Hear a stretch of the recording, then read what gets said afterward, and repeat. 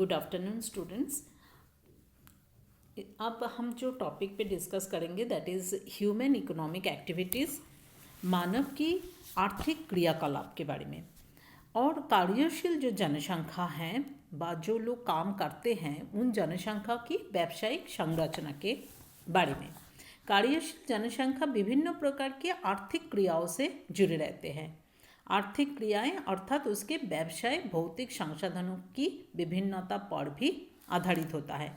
विश्व में भौतिक, प्रादेशिक व सांस्कृतिक विभिन्नता के आधार पर विभिन्न प्रकार की अर्थव्यवस्थाएं पाई जाती है।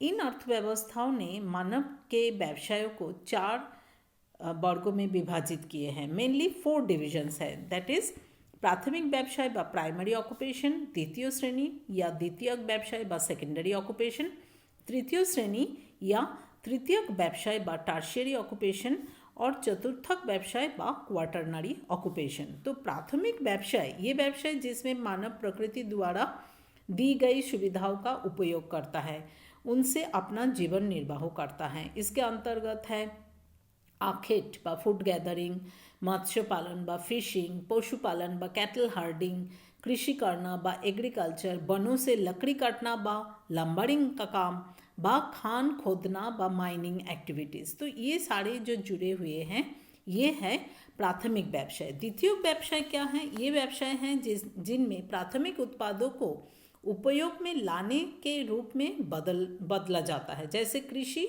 उत्पाद कपास है, इससे धागा बनाना, कपड़ा बनाना, मतलब एक जो प्राथमिक व्यवसाय से हमें जो वस्तु मिल रहे हैं उसको कुछ और दूसरी वस्तु को उत्पादन करना होता है। जैसे वास्तव में प्राकृतिक संसाधनों का सीधा उपयोग नहीं किया जा सकता। जब उनका रूप परिवर्तन कर उन्हें अधिक शुद्ध कर लिया जाता है तभी वह उपयोगी बन पाते हैं। तृतीय व्यवसाय ये वे सभी व्यवसाय जिनके द्वारा प्राथमिक एवं द्वितीय व्यवसायों से प्राप्त उत्पादों को उपभोक्ताओं तक पहुंचाया जाता है। इनके साथ साथ उपरोक्त दोनों व्यवसायों में लगे लोगों को उनके अनेक सेवाएं भी प्रदान की जाती हैं। इनमें व्यापार, परिवहन, वाणिज्य व ट्रेड, संचार, शिक्षा, एडुकेशन, स्वास्थ्य व हेल्थ व प्रशासन व एडमिनिस्ट्रेशन आदि कार्यों को शामिल किया जाता है। वास्तव में तृतीय व्यवसाय प्रत्यक्ष रूप से किसी वस्तु या पदार्थों का उत्पादन नहीं करते हैं, बल्कि इसमें लगे व्यक्ति अपनी क्षमता, कुशलता तथा तकनीकी ज्ञान द्वारा प्राथमिक व द्वितीय कार्यों में लगे लोगों की सेवा करते हैं। और चतुर्थक व्यवसाय वर्तमान समय में तृतीय व्यवसाय के वे कार्यकारी जो शिक्षक, डॉक्टर, इंजीनियर, वैज्ञानिक, प्रबंधक, विशेषज्ञ, नीति निर्माता व पॉलिसी मेकर्स आदि के रूप में कार्य करते हैं, उनको चतुर्थक व्यवसाय के वर्ग में शामिल किया जाता है। तो प्राथमिक व्यवसाय व प्राइमरी एक्टिविटीज़ में जैसा पहले बताया गया है, प्राथमिक व्यवसाय वे व्यवसाय जिसमें मानव प्राकृतिक संसाधनों की उपयोग में लेते हैं। तो इन व्यवसायों को व इन एक्टिविटीज़ को हम कुछ भागों में डिवाइड करते हैं, जैसे फूड गैदरिंग व फूड कलेक्शन एंड हंटिंग व भोजन एकत्रण एवं आखेट, हम भोजन एकत्रित करते हैं। सेकंड है जैसे एनिमल रियरिंग व पशुपालन। अच्छा, भोजन एकत्रण, फूड कलेक्शन, पृथ्वी पर आज भी अनेक ऐसे प्रदेश हैं जहाँ के लोग सादा जीवन व्यतीत करते हैं और कुछ कंदमूल, फल एकत्र करना व पशुओं को शिकार करना, इस तरह के काम करते हैं। साथ साथ मत्स्य संग्रहण को भी आखेट के अंतर्गत रखा जाता है। और है सेकंड है एनिमल रियरिंग व पशुपालन। पशुपालन भी जीवन निर्वाह, पशुपालन सब्सिस्टेंस एनिमल, और फिर ट्रांसह्यूमेंस भी एक जगह से दूसरी जगह पे जो जाके पशुओं को लेके उसकी ग्रीन पैस्चर्स की ढूंढते हुए चलते हैं। इसका तात्पर्य है कि ये लोग पानी व चारे की तलाश में पैस्चर व वाटर के तलाश में अपने पशुओं के साथ एक स्थान से दूसरे स्थान पर जाते रहते हैं। इसको ट्रांसह्यूमेंस कहते हैं। और दूसरा क्या है? कमर्शियल एनिमल रियरिंग व व्यापारिक पशुपालन। वर्तमान समय में पशुपालन एक विकसित व्यवसाय भी बन गया है। तो विस्तृत क्षेत्र में चारे की फसल व पौष्टिक घासों को उगाया जाता है। पशुओं के लिए बड़े बड़े फार्म बनाया जाता है। पशुओं की नस्ल को बराबर सुधारा जाता है। इन पशुओं के लिए स्वच्छ जल की व्यवस्था, उसकी चिकित्सा की पूरी व्यवस्था किया जाता है। पशुओं से बड़े पैमाने पर दूध, मांस, ऊन प्राप्त किए जाते हैं। पशु उत्पादों के लिए मशीनों का खूब प्रयोग होता है। तो व्यापारिक व कॉमर्शियल एनिमल रियरिंग भी होता रहता है। और नेक्स्ट है एग्रीकल्चर। प्राइमरी ऑक्यूपेशन में एग्रीकल्चर प्राथमिक आर्थिक क्रियाओं में कृषि अत्यधिक महत्वपूर्ण है।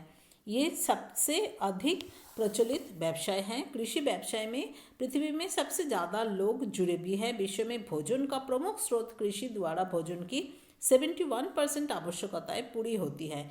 इसमें बहुत ज़्यादा लोग, इस विकासशील देशों में कृषि प्रमुख व्यवसाय है और इन देशों की आधी से भी अधिक जनसंख्या कृषि कार्यों में लगे हुए हैं। कृषि का विकास व उसके विभिन्न स्वरूप भी है। जैसे शिफ्टिंग कल्टीवेशन भी देखा जाता है। इन विभिन्न रूपों का इस प्रकार है, जैसे शिफ्टिंग एग्रीकल्चर व शिफ्टिंग कल्टीवेशन व स्थानांतरण कृषि। भूमि की जुताई कुदाल से की जाती है। जड़ वाली फसलें, रतालू, टेपियोका, मैनियक आदि उगाई जाती है। ये फसलें लंबे समय तक रखी जा सकती है। स्त्रियों द्वारा खेतों का देखभाल की जाती है। पुरुषों द्वारा भोजन संग्रह, आखेट व मछली पकड़ने का कार्य किया जाता है। 2-3 वर्ष में भूमि की उर्वरता समाप्त होने पर उसे बेकार छोड़ दिया जाता है। भूमि की उर्वरता समाप्ति का प्रमुख कारण खरपतवार व अनावश्यक पेड़ पौधों का उगना होता है। इस कृषि में अधिक भूमि से कम उत्पादन भी होता है। इसकी जो प्रोडक्शन है वो कम होता है। इस कृषि में मानव श्रम व कृषि उपकरणों का न्यूनतम प्रयोग होता है। मानव श्रम ही ज़्यादा होता है और कृषि उपकरणों की कम से कम यूज़ होता है। इस कृषि को झूमिंग कृषि भी कहा जाता है। सेकंड है प्रारंभिक व प्रिमिटिव सेडेंटरी एग्रीकल्चर, प्रारंभिक स्थायी कृषि। फिर है सबसिस्टेंस एग्रीकल्चर व जीवन निर्वाह कृषि। जीवन निर्वाह कृषि है, ये कृषि का स्थायी रूप है। ये अनुकूल प्राकृतिक पर्यावरण वाले क्षेत्र में है। लेकिन प्रारंभिक कृषि भूमि को साफ करके मिट्टी की जुताई ढंग से की जाती है। धीरे धीरे स्थानांतरण कृषि से जब स्थायी रूप ग्रहण कर लेते हैं तब ऐसे कृषि पर प्रारंभिक स्थायी कृषि कहला जाता है। लेकिन जीवन निर्वाह कृषि जब, यद्यपि कृषि की शुरुआत जीवन यापन के रूप में ही हुई है, लेकिन जब से ये कृषक के लिए रोजगार का प्रमुख साधन बन गई है और उसके भोजन की आवश्यकताओं को पूरा करने के साथ साथ अन्य आवश्यकताओं को भी पूरा करने लगी, तो कृषि का रूप जीवन निर्वाह कहलाने लगे। तो ये कृषि सिंचाई की भी व्यवस्था सुनिश्चित होती है। फसलों के प्रकार को चक्रानुक्रम में बदला जाता है ताकि भूमि का उपजाऊपन बना रहे। मिक्स्ड फार्मिंग भी होता है। प्रमुख फसलें हैं जैसे चावल, गेहूँ, इस तरह की प्रमुख फसलें यहाँ पे उगाया जाता है। व्यापारिक कृषि व कमर्शियल एग्रीकल्चर, वास्तव में जब जीवन निर्वाहन कृषि में विस्तृत निर्वाहन का रूप ले लिया तो कृषि उत्पादन व्यापारिक दृष्टि से भी किया जाने लगे हैं। इस कृषि से में बड़े बड़े क्षेत्रों पर एक ही प्रकार की फसल उगाया जाता है। अधिकतर कृषि कार्यों के लिए मशीनों का प्रयोग भी किया जाता है। इसमें फसलें व्यापार एवं निर्यात करने के उद्देश्यों से उगाया जाता है। इसमें गेहूं है, कपास है, मक्का इसकी प्रमुख फसलें हैं। इसके बाद है प्लांटेशन एग्रीकल्चर व बागाती कृषि। इसमें भारी मात्रा में पूंजी लगाए जाते हैं। इसमें बहुत बड़ी संख्या में श्रमिक का भी आवश्यकता है। भारी मात्रा में उत्पादन व निर्यात भी होती है और उद्योगों को कच्चा माल मिलता है। कृषि अत्यंत विकसित विधि से की जाती है। प्रमुख जो फसलें हैं जैसे गन्ना है, शुगर केन, रबर, चाय, टी, कॉफ़ी, केला व बनाना प्रमुख बागाती फसलें हैं। नेक्स्ट जो है वो है एग्रीकल्चर के बाद लंबारिंग। ये भी एक प्रमुख प्राथमिक व्यवसाय है। इनमें वनों से लकड़ी काटना, उसके लट्ठे बनाना तथा उन्हें चिराई केंद्रों तक भेजना सम्मिलित है। इसके बाद है माइनिंग व खनन। जिन भागों में खनिज पाए जाते हैं वहाँ पर ही खनन व्यवसाय विकसित मिलता है। खनन कार्य का अर्थ खनिजों को भूगर्भ में से बाहर निकालना होता है। खनिजों का वितरण विश्व में बड़ा असमान है। खनन व्यवसाय बड़ा कठिन कार्य है और जैसे जिन क्षेत्र में खनिजों का उत्पादन आर्थिक दृष्टि से उपयोगी होता है वहीं ये व्यवसाय विकसित होता है। परिवहन के साधनों का भी इस पर प्रभाव पड़ता है। खानों के निकट ही श्रमिक की बस्तियां स्थापित हो जाती हैं। यदि कोई खनिज अधिक गहराई पर मिलता है तो उसका उत्पादन लाभप्रद नहीं होता और खनन कार्य बंद हो जाता है। तो ये माइनिंग इंडस्ट्री है व माइनिंग है। नेक्स्ट जो है हमारी these are all primary occupation. Now I will talk about secondary occupation व द्वितीयक व्यवसाय। सेकेंडरी ऑक्यूपेशन में भी अलग अलग विनिर्माण उद्योग कहा जाता है। द्वितीयक व्यवसाय विनिर्माण उद्योग का वर्गीकरण श्रम शक्ति पूंजी यंत्रों का उपयोग व उत्पादित वस्तुओं के मूल्यों के आधार पर किया जाता है। निर्माण उद्योग उपरोक्त आधारों पर 3 प्रकार की होती है mainly: cottage industry, small scale industry और large scale industry. Cottage industry व कुटीर उद्योग, इन उद्योगों में छोटे स्तर पर परिवार के सदस्यों द्वारा कुछ विशिष्ट वस्तुओं का उत्पादन किया जाता है। इसके अंतर्गत हथकरघा उद्योग, कालीन निर्माण, चटाई बनाना, बीड़ी व दियासलाई उद्योग आदि सम्मिलित है। इन उद्योगों में श्रमिकों की संख्या अधिक होती है तथा पूंजी व मशीनों का उपयोग का प्राय अभाव ही होता है।